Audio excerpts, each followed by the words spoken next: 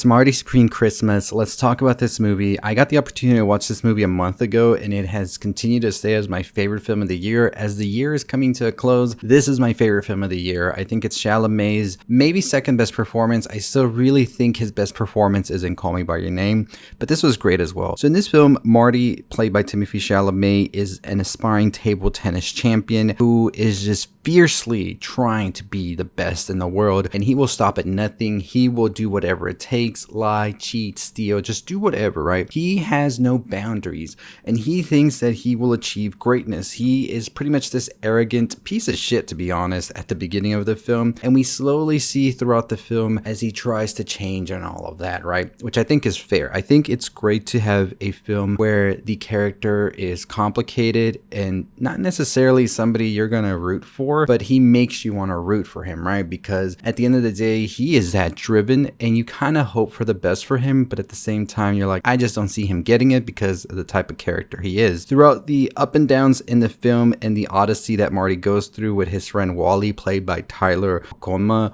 otherwise known as Tyler the Creator, which I really love Tyler in this performance here. Really great stuff here. And them trying to figure out a way to make money, to be in the ping pong game. Marty's trying to go to Japan to face off against his rival Endo, who he lost in the film to at the beginning. We see Marty go through different situations and with different women, from Kay, played by Gwyneth Paltrow, who used to be an actress and now is retired and is trying to sort of come up again in the play, and she's married to the guy Milton Rockwell, who is this big businessman played by Kevin O'Leary, which fuck Kevin O'Leary, but he was pretty good in this, but still fuck Kevin O'Leary. We see that Kevin O'Leary is playing Milton Rockwell, who can give Marty Supreme, who can give Marty Mauser this big break. He can be the brand and everything, and Marty might be the next big thing. But we see that Milton sort of sees it in another way. He wants Marty to go to Japan to play against his arch rival Endo, who he lost at the championships too, and thus they can promote a pen over there and be a whole new thing, right? For Milton and his business to grow over there overseas in Asia, at the expense of Marty losing his honor and his dignity by throwing a game. Marty doesn't want to do this. He decides to go against it, and it's just like, you know what? I'm not going to lose this game. I don't care. When Marty returns to New York, he also realizes that his friend, who he had been having an affair with, who is married, Rachel, played by Odessa, is now married. He denies that this is his kid, but once she comes back to him with a black eye, he's just like, you know what? You're not going back to that piece of shit husband. You're coming with me, but we're not together. You know, you're just going to be here with me, but we're not together. Let's make that clear. Now, Rachel, of course, has a lot of feelings for Marty, and Marty is just desperate to find a way to make it to the big leagues and all of this. And Marty has these two different lives he's trying to live, and also his dream he is pursuing, and it eventually all comes crashing down to him when he meets this mysterious gangster, creepy, seedy like guy you do not want to double cross, played by Abel Ferrara so well, named Ezra,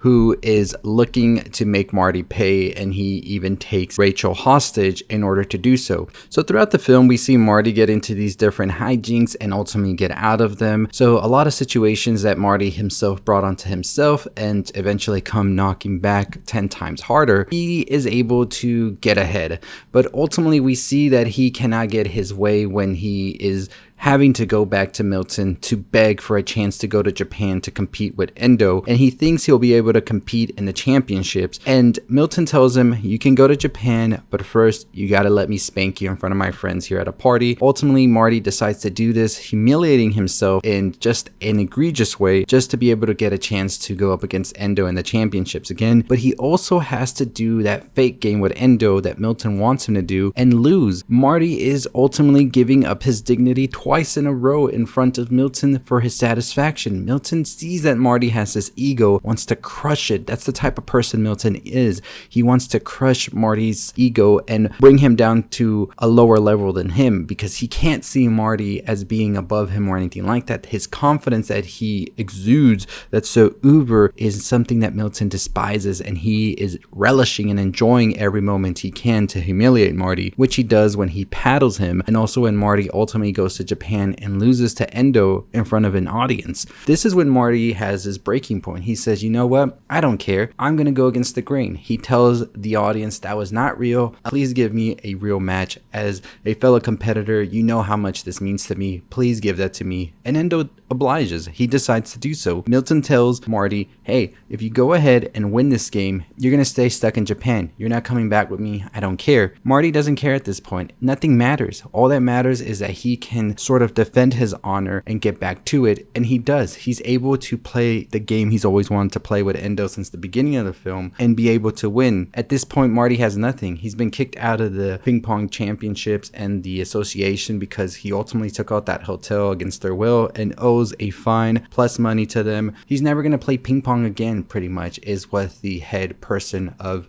the table tennis tells him. So Marty at this point just wanted to at least know he could beat the best in the world, and he was able to do this against Endo, and he proved to himself, just to himself, that's all he needed to prove. He wasn't playing for fame, he wasn't playing for money, he wasn't playing for respect from other people, he was playing for his own honor again. We saw a person that at the beginning of the film, top of the game, he was going to be the best, he said to himself, ultimately crashed down in the next 2 hours, all the way down into a deep crater, was just nothing. A skeleton of the man he was that from when we met him at the beginning of the film, and all he had left to prove was to himself that he can be the best, and ultimately he did. He proved it. He beat Endo. And now he's able to go back home with his pride again. He's able to go back home more humbled, almost like we saw Marty go through an ego death throughout these last 2 hours, where he loses relationships, he loses his own dignity, he loses himself in the pursuit of fame,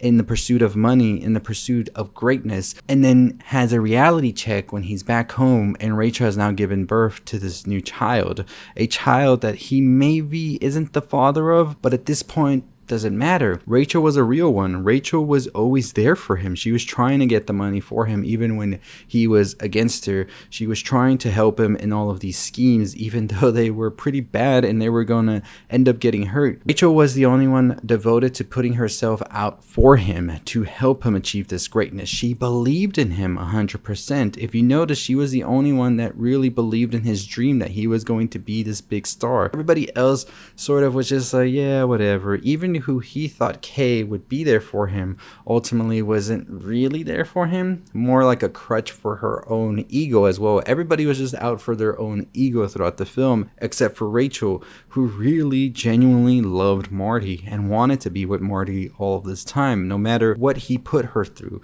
she is there for him. He came back for her and she was still there for him.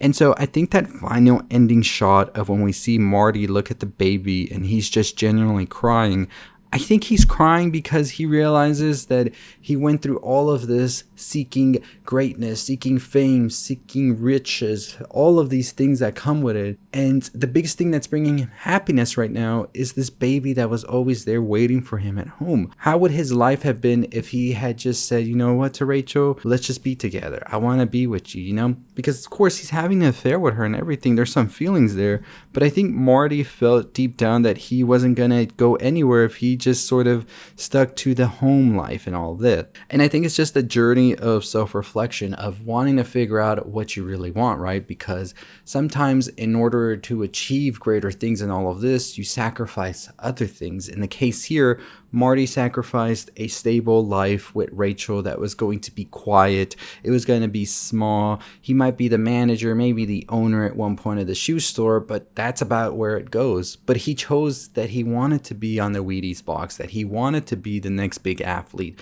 that he wanted to be the face of this sport. And he went ahead and gave it all he had until he crashed and burned and realized, you know what? It just wasn't for me right now. And I don't think that Marty may ever go back and say, I'm done with ping pong for good and all of that. Like, the film doesn't imply that, but I think that this whole, like, story of Marty kind of leveled him down, made him get right in the head and realize that sometimes there's other priorities, there's other things that can bring you happiness. It's not just this glory and fame and money. Sometimes it's this family. Sometimes it's this person that has always been there for you in your corner, and you sort of don't ever look back to see them there, but they're there backing you up, and they're always going to be there. In this case, it was Rachel. And I just thought it was such a great ending. It really had me in tears just seeing Marty sort of have this ego death, like I said, and come to terms with maybe the greatest and most important thing for him has always been there right at home in front of his face. And it's just a beautiful movie about the pursuit of happiness, the pursuit of fame, and the pursuit of glory. They all sort of intertwine, but ultimately you have to go towards one, and maybe you leave something behind. So I don't know. That's just my first interpretation of it. I've seen some people theorize as well on other social medias that maybe the kid wasn't his and that's why he was crying, because he was happy that it wasn't his, and that the whole thing is sort of foreshadowed at the beginning of the film when Rachel says she had like some food poisoning, which could have just been some morning sickness that she was having. I think that's an interesting theory. And then it sort of gets divided with people saying now Marty's going to go straight into ping pong again. And some people saying, well, maybe now he's just going to take care of this kid, even though it's not his, because he knows Rachel brings him this happiness, which is also fair to think. And I think that's such an interesting perspective. In my opinion, I think the kid was his just because of the beginning with the sperm and the ping pong ball and all of that. I think it was showing the process of Rachel being pregnant with Marty's child when they were having that affair in the shoe store. And it just made a lot more sense that this was actually Marty's kid. And I think that the end for me is just that. It showcases to Marty that maybe there is other important things out there than just his fame and glory from ping pong. And he never really saw the forest for the trees. And now he's seeing it. And to him, it's beautiful. To him, it's peace. It's perfect. And he's going to pursue this now and try to live a happy life with Rachel and this new baby. And I thought that was just one of the most beautiful films and endings of the year. My favorite movie all year. Like, I know some people say this is just Uncut Gems 2.0 and that it's the same old movie, which, fair to say, I think that that is more towards Josh Safdie than the movie as a whole and Chalamet and everybody, because I think everybody here exuded something I hadn't seen from them before, and that's what really made the movie for me. Fair to say that this for Safdie feels redundant, but as a film as a whole and all of that as a complete package, I think it's the best movie of the year in my opinion, and I am so excited to rewatch it again pretty soon, so I cannot wait. But let me know what you thought about the ending of the film. What do you think about Chalamet's performance? Oscar worthy? I think so. Do I care about the Oscars? Not really. That's pay to play pretty much at the end of the day. So whoever wins, we know that the studio had that money, right? They got those good gifts out.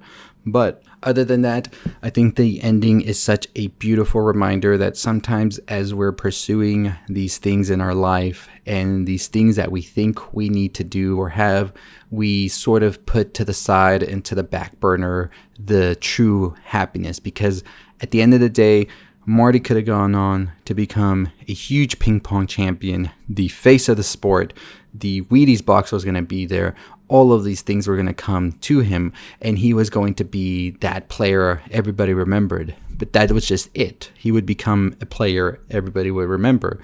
And if in that pursuit, he never stopped to smell the roses, to figure out who was going to be there for happiness, who was going to be there for comfort. When the time came when as a shooting star, he came crashing back down, and then new guy came right behind him as a new shooting star, because there was going to be another Marty in a decade or two that was going to shine brighter and fly higher than Marty, and Marty was going to be down here, and everybody was going to look up to this new guy. Nobody was going to look down towards Marty. Who was going to be there for Marty? And I think that's the whole thing with the story in itself. And I wonder how Safdie himself wrote this, having children now. Maybe when he was younger and all of that, he felt that he had to pursue these certain things, and maybe he now sees what's more important to him. At the end of the day, I don't think Josh Safdie is trying to tell you, if you don't have children, you're going to be miserable. I think this is maybe a story that he thought of himself, because maybe to him, his children brought him more happiness than what he thought was going to actually bring him happiness, which maybe was the awards and all that.